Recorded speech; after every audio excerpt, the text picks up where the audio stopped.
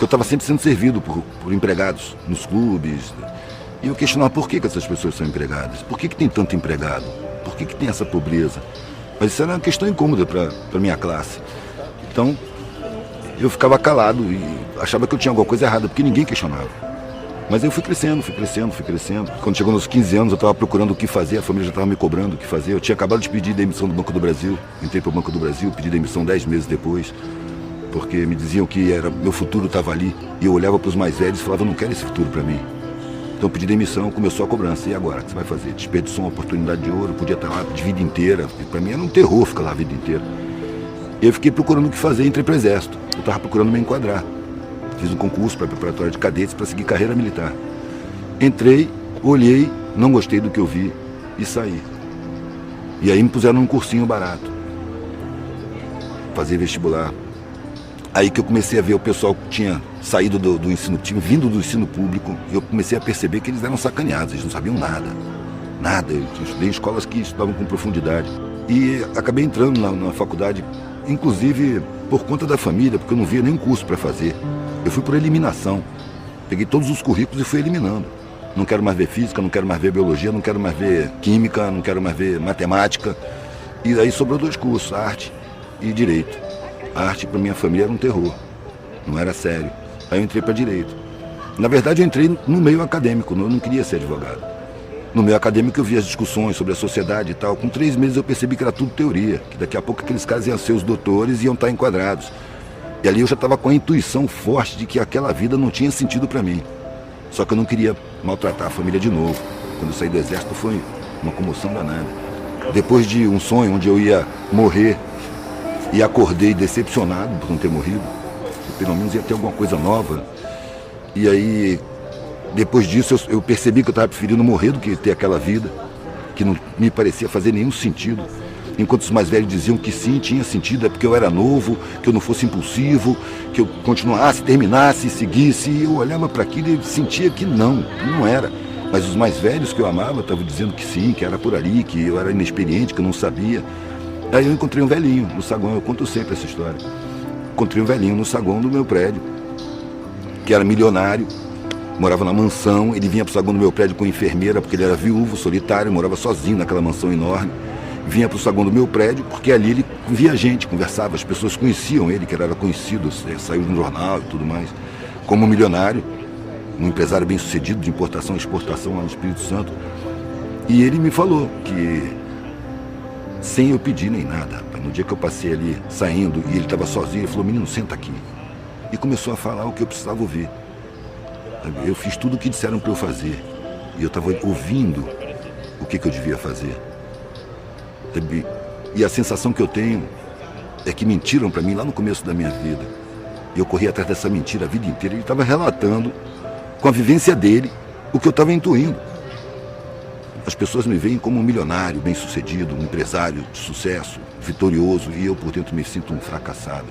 Passei a vida inteira sem pensar na morte. Mas eu envelheci, estou com quase 90 anos. Estou tomando um monte de remédio, só posso sair de casa com a enfermeira. Então eu estou sentindo que a porta da morte está aqui na minha frente. Quando eu senti, claro, que a minha vida está acabando, eu olhei para a minha vida, ela tinha perdido completamente o sentido. Velho, esse foi o... Eu saí do lado dele, fui direto para a secretaria da universidade e pedi desligamento. Eu não quero mais ser doutor. Procurar um sentido para a vida. Eu não sabia o que eu ia fazer. Eu sabia o que eu não ia fazer. Mas eu já tinha viajado de carro. Desde que eu saí do Exército, eu saí com couro duro, né? Sobrevivência, guerra na selva, manobra. Então, férias, feriado, eu pegava a estrada de carona, dormia no acostamento, convivia com os hippies na época, né? 80, 79, 80. Comecei a ver que existia maneiras de ser que eram serenas. Eu encontrava pessoas que tinham serenidade. E vivendo na rua e viajando de carona. Aí, como eu estava vendo a minha vida muito angustiante, eu resolvi pegar a estrada e experimentar o que era não ter nada. E também eu tinha vários outros parâmetros. Por exemplo, a minha classe, todo mundo tinha uma preocupação enorme em manter o padrão ou subir de padrão. E tinha um pavor de descer de padrão. Só que nas minhas viagens eu convivia com as pessoas mais pobres. Eles não tinham nada e estavam felizes. Eram pessoas mais espontâneas, mais solidárias. Era uma relação melhor. Eu via que tinha ignorância, mas eu sentia alguma coisa no ar que eu não sabia o que era. Eu falei, quero ser igual. Eu quero não ter nada. Quero saber como é que a gente se sente não tendo nada.